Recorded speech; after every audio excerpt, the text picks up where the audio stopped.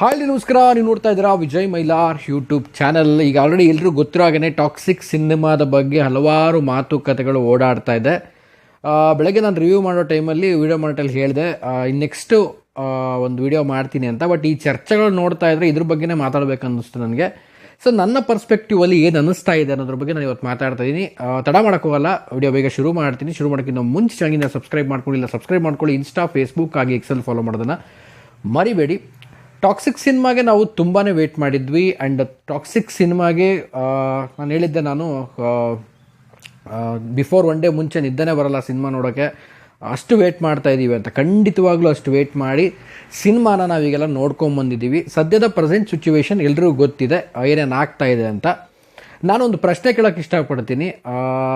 ಎಲ್ರಿಗೂ ಏನಂತಂದರೆ, ಈ ಥರ ಸಿನಿಮಾ ಹಾಗೆ ಹೀಗೆ ಅಂತ ಕಮೆಂಟ್ಸ್ಗಳು ಬರ್ತಾ ಇದೆ. ಬಟ್ ನನ್ನ ಒಂದು ಅಭಿಪ್ರಾಯದಲ್ಲಿ, ನನ್ನ ಒಂದು ವಿಚಾರದಲ್ಲಿ ನಾನು ಯೋಚನೆ ಮಾಡಿ ಹೇಳೋದೇನಪ್ಪ ಅಂತಂದರೆ, ಒಂದೇ ಸಲ ಸಡನ್ನಾಗಿ ಯಾವುದೇ ಒಂದು ವ್ಯಕ್ತಿ ಬಗ್ಗೆ ಸಡನ್ನಾಗಿ ಮಾತಾಡುವಂಥದ್ದು, ಸಡನ್ನಾಗಿ ಒಂದು ಕೆಲವೊಂದು ತಮಾಷೆ ಮಾಡುವಂಥದ್ದು, ಶೇರ್ ಮಾಡಿಕೊಳ್ಳುವಂಥದ್ದು ಅಷ್ಟೊಂದು ಸರಿಯಲ್ಲ ಅಂತ ಅನ್ನಿಸ್ತಾ ಇದೆ. ಏನಕ್ಕೆ ಅಂದರೆ, ಯಶ್ ಅವರು ಬಿಫೋರ್ ಏನು ಟಾಕ್ಸಿಕ್ಕಿಂತ ಮುಂಚೆ ಬಂದಂಥ KGF ಒಂದು ಪ್ಯಾನ್ ಇಂಡಿಯಾ ರಿಲೀಸ್ ಮಾಡಬೇಕು ಅಂತ ಹೊರಡ್ತಾರೆ. ಏನಕ್ಕೆ ಪ್ಯಾನ್ ಇಂಡಿಯಾ ರಿಲೀಸ್ ಮಾಡಬೇಕು ಅಂತ ಹೊರಡ್ತಾರೆ ಅಂದರೆ, ಪ್ರಶಾಂತ್ ನೀಲ್ ಅವರು ಇದನ್ನು ನಾನು ಕನ್ನಡ ವರ್ಷನ್ಗೋಸ್ಕರ ಮಾಡಿದ್ದೀನಿ, ಕನ್ನಡ ಆಡಿಯನ್ಸ್ಗೆ, ಅದಕ್ಕೆ ನಾನು ಬೇರೆ ಸಬ್ಜೆಕ್ಟ್ ಮಾಡ್ಕೊಂಡಿದ್ದೀನಿ, ಅದು ಮುಂದಿನ ಫ್ಯೂಚರಲ್ಲಿ ಮಾಡ್ತೀನಿ ಅಂತ ಹೇಳಿದಾಗ, ಇಲ್ಲ ಈ ಸಿನಿಮಾ ಮಾಡೋಣ, ಈ ಸಿನಿಮಾ ಮಾಡಿದ್ರೆ 100% ಪ್ಯಾನ್ ಇಂಡಿಯಾ ರೀಚ್ ಆಗುತ್ತೆ ಅನ್ನೋ ಒಂದು ಮಾತುಕತೆಯಲ್ಲಿ ಒಂದು ಕೇಳಿ ಬಂದಾಗ, ಯಶ್ ಅವರ ಒಂದು ಪ್ರೆಷರಲ್ಲಿ ಓಕೆ ಅವರೊಂದೇನೋ ಹೇಳ್ತಾ ಇದ್ದಾರೆ, ಮಾಡಿ ನೋಡೋಣ ಅಂತಂದ್ಬಿಟ್ಟು ಪ್ಯಾನ್ ಇಂಡಿಯಾ ಮಾಡಿದ್ರು. ಸೊ ಅಲ್ಲಿಂದ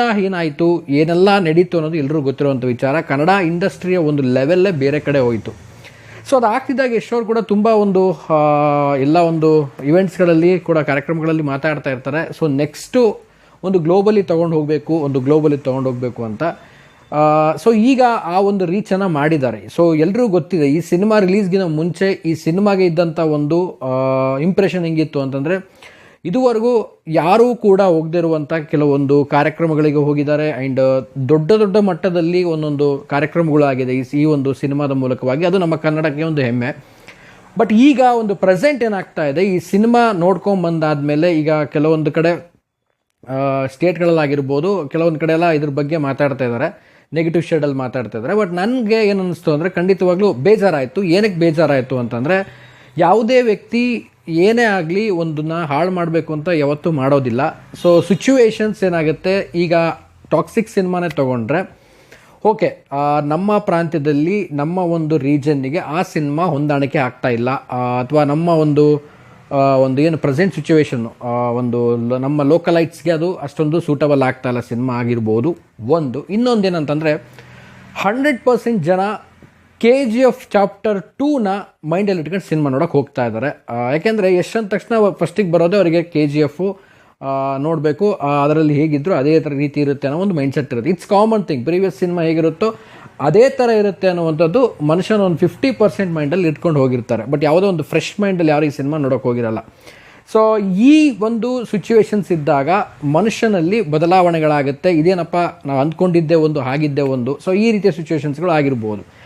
ಆ್ಯಂಡ್ ಯಶ್ ಕೂಡ ಅವರು ಹೇಳಿದ್ದಾರೆ, ಈ ಒಂದು ಸಿನಿಮಾ ಗ್ಲೋಬಲಿ ಮಾಡ್ತಾ ಇರೋದು, ಆ್ಯಂಡ್ ಹಾಲಿವುಡ್ ರೇಂಜಲ್ಲೆಲ್ಲ ಹಾಲಿವುಡ್ ಮೂವಿ ಥರನೇ ಮಾಡ್ತಾ ಇರೋದು ಅಂತ. ಸೊ ಇದಕ್ಕೆ ಎ ಸರ್ಟಿಫಿಕೇಟ್ ಬಂದಿರುವಂಥದ್ದು, ತುಂಬಾ ಒಂದು ಸೀನ್ಸ್ಗಳೆಲ್ಲ ಅದ್ರ ಬಗ್ಗೆ ಚರ್ಚೆಗಳು ಕೂಡ ಆಯಿತು. ಸ್ಟಾರ್ಟಿಂಗಲ್ಲಿ ಒಂದು ಇಂಟ್ರೊಡಕ್ಷನ್ಸ್ ಯಶ್ ಅವ್ರದ್ದು ಬಂದಾಗೆಲ್ಲ ತುಂಬ ಚರ್ಚೆಗಳಾಯಿತು ಆಗ. ಸೊ ಇದು ಗ್ಲೋಬಲಿ ರಿಲೀಸ್ ಮಾಡಬೇಕಾಗಿರೋದ್ರಿಂದ ಒಂದು ಪಾಶ್ ಆಗಿ ಒಂದು ತೋರಿಸ್ಬೇಕಾಗಿತ್ತು. ಸೊ ಆ ರೀತಿ ಸಿಚುವೇಶನ್ಸ್ಗಳೆಲ್ಲ ಕ್ರಿಯೇಟ್ ಮಾಡಿ ಸಿನಿಮಾನ ಮಾಡಿದ್ದಾರೆ.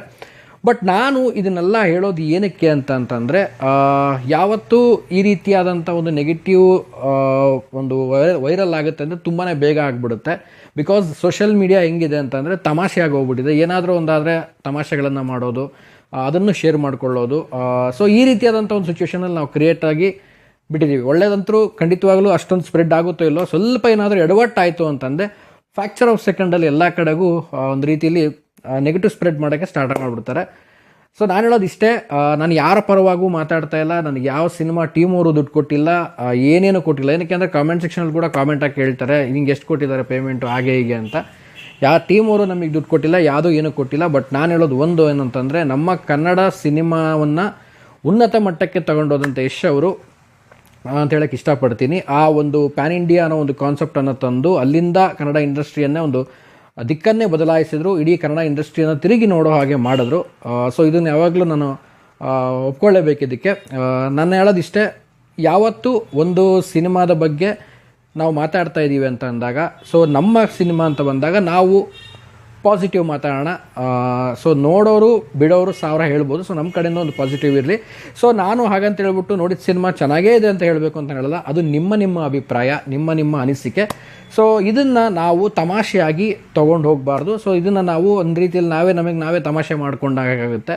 ಸೊ ನಾನು ಹೇಳೋದೇನು ಅಂತಂದರೆ, ದಯವಿಟ್ಟು ಸಿನಿಮಾನ ಇದನ್ನು ಗ್ಲೋಬಲಿ ವೈಸಲ್ಲಿ ಮಾಡಿದ್ದಾರೆ. ಆ್ಯಂಡ್ ಈ ಸಿನಿಮಾನ ಒಂದು ದೊಡ್ಡ ಮಟ್ಟಕ್ಕೆ ತಗೊಂಡೋಗೋ ಪ್ರಯತ್ನ ಮಾಡಿದ್ದಾರೆ. ನಾನು ಆಗಲೇ ಹೇಳ್ದಾಗೆ ಬಿಫೋರ್ ಈ ಸಿನಿಮಾ ಮುಂಚೆ ಅವರು ಮಾಡಿದಂಥ ಒಂದು ಇಂಟರ್ವ್ಯೂಸ್ಗಳಾಗಿರ್ಬೋದು, ಪ್ರತಿಯೊಂದಾಗಿರ್ಬೋದು, ಎಲ್ಲ ಒಂದು ರೆಕಾರ್ಡ್ ಬ್ರೇಕೆ.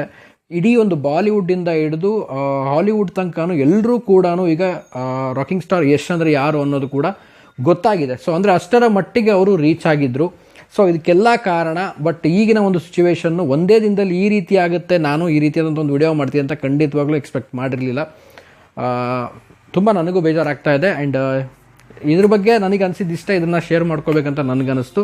ಆ್ಯಂಡ್ ನಾನು ಅದೇ ಹೇಳಿದೆ, ಈ ಸಿನಿಮಾನ ನೀವು ನೆಕ್ಸ್ಟ್ ಈ ಒಂದು ವಿಡಿಯೋ ನೋಡ್ಕೊಂಡು ಯಾರಾದರೂ ಹೋಗೋರಿದ್ದರೆ ಒಂದು ರಿಕ್ವೆಸ್ಟು, ದಯವಿಟ್ಟು KGF ಮೈಂಡ್ ಸೆಟ್ಟಲ್ಲಿ ಇಟ್ಕೊಂಡು ಹೋಗಬೇಡಿ. KGF ತೆಗೆದುಬಿಟ್ಟು ಹೋಗಿ, ಇದು ಯಶ್ ಅವ್ರ ಸಿನಿಮಾ ಅಂತಲೂ ಹೋಗಬೇಡಿ, ಒಂದು ಹೊಸ ಸಿನಿಮಾ ನೋಡ್ತಾ ಇದ್ದೀನಿ ಅಂತ ಹೋಗಿ ಅಂತ ಹೇಳಕ್ಕೆ ಇಷ್ಟಪಡ್ತೀನಿ. ಲೈಕ್ ವೆಸ್ಟರ್ನ್ ಸ್ಟೈಲಲ್ಲಿ ಯಾರು ಸಿನಿಮಾಗಳನ್ನು ನೋಡ್ತಾ ಇರ್ತಾರೆ, ಸೊ ಆ ಒಂದು ಜಾನರ್ಗಳದ್ದು ಏನೇನು ಇಷ್ಟ ಆಗುತ್ತೆ, ಸೊ ಬಹುಶಃ ಆ ಒಂದು ಲೈನಲ್ಲಿ ಇದ್ದವ್ರಿಗೆ ಈ ಸಿನಿಮಾ ಒಂದು ರೀತಿಯಲ್ಲಿ ಖುಷಿ ಕೊಡುತ್ತೆ. ಆ್ಯಂಡ್ ಸಿನಿಮಾದ ಒಂದು ಪ್ಯಾಟ್ರನ್ ಅರ್ಥ ಆಗ್ಬೋದು ಅಂತ ಭಾವಿಸಿದ್ದೀನಿ. ಸೊ ವಾಟ್ ಎವರ್ ಏನೇ ಹೇಳಿದ್ರು ಕೂಡ ಟಾಕ್ಸಿಕ್ನ ಈಗ ಸದ್ಯಕ್ಕೆ ನಡೆಯುವಂಥ ಕಾಂಟ್ರವರ್ಸಿ ಅನ್ನೋದಕ್ಕಿಂತ ಒಂದು ನೆಗೆಟಿವ್ ಶೇಡಲ್ಲಿ ಎಲ್ಲ ಬಿಂಬಿಸ್ತಾ ಇದ್ದಾರೆ. ಸೊ ಇದು ಸ್ವಲ್ಪ ನಿಂತರೆ ಒಳ್ಳೆಯದು ಅಂತ ನನಗನ್ನಿಸ್ತಾ ಇದೆ. ಆ್ಯಂಡ್ ಮುಂದಿನ ದಿನಗಳಲ್ಲಿ ಸಿನಿಮಾದ ಕಲೆಕ್ಷನ್ ಎಷ್ಟಾಗುತ್ತೆ, ಏನು ಕತೆ ಅನ್ನೋದು ಸೊ ಮುಂದಿನ ದಿನಗಳಲ್ಲಿ ಗೊತ್ತಾಗುತ್ತೆ. ಒಂದೇ ದಿನದಲ್ಲಿ ಎಲ್ಲ ಜಡ್ಜ್ ಮಾಡುವಂಥದ್ದು ತಪ್ಪು ಅಂತ ನನ್ನ ಒಂದು ಅನಿಸಿಕೆ. ಸೊ ನನಗೆ ಅನಿಸಿರೋದು ಹೇಳಿದ್ದೀನಿ, ಯಾರು ತಪ್ಪಿದ್ರೆ ದಯವಿಟ್ಟು ಕ್ಷಮೆ ಇರಲಿ ಅಂತ ಹೇಳ್ತಾ ಸೊ ವಿಡಿಯೋ ಮುಗಿಸ್ತಾ ಇದ್ದೀನಿ. ಮುಗಿಸೋದಕ್ಕಿಂತ ಮುಂಚೆ ಚಾನಲ್ಗಿನ್ನು ಯಾರು ಸಬ್ಸ್ಕ್ರೈಬ್ ಮಾಡ್ಕೊಂಡಿಲ್ಲ ದಯವಿಟ್ಟು ಸಬ್ಸ್ಕ್ರೈಬ್ ಮಾಡ್ಕೊಳ್ಳಿ. ಇನ್ಸ್ಟಾ, ಫೇಸ್ಬುಕ್ ಹಾಗೆ ಎಕ್ಸೆಲ್ ಫಾಲೋ ಮಾಡೋದನ್ನು ಮರಿಬೇಡಿ ಅಂತ ಹೇಳ್ತಾ ಇವತ್ತಿನ ವಿಡಿಯೋನ ಮುಗಿಸ್ತಾ ಇದ್ದೀನಿ. ನಮಸ್ಕಾರ.